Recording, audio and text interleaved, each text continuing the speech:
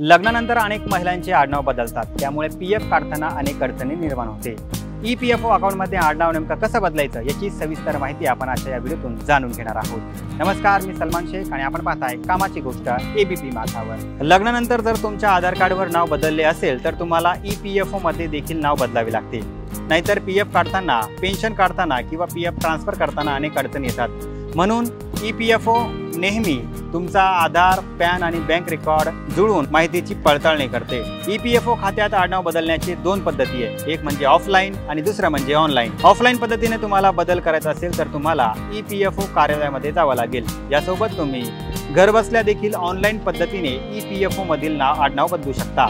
आडनाव ऑनलाईन पद्धतीने नेमकं कसं बदलायचं ते आपण समजून घेऊया। सर्वात आधी तुम्हाला ईपीएफओच्या वेबसाईटवरती जाऊन लॉग इन करून घ्यायचं आहे। त्यानंतर मॅनेज सेक्शनमध्ये मॉडिफाय बेसिक डिटेल्स यावर क्लिक करा। आता तुमच्या आधार कार्डवरती जे नवीन आडनाव आहे ते इथे टाका आणि अपडेट डिटेल्सवरती क्लिक करा। बदलाची विनंती तुमच्या नियोक्त्याकडे जाईल, ते कागदपत्रे तपासतील आणि ईपीएफओकडे पाठवतील। ईपीएफओ अधिकारी अंतिम मंजुरीनंतर बदल स्वीकारतील। या संपूर्ण प्रक्रियेला 15 दिवस ते 1 महिना लागू शकतो।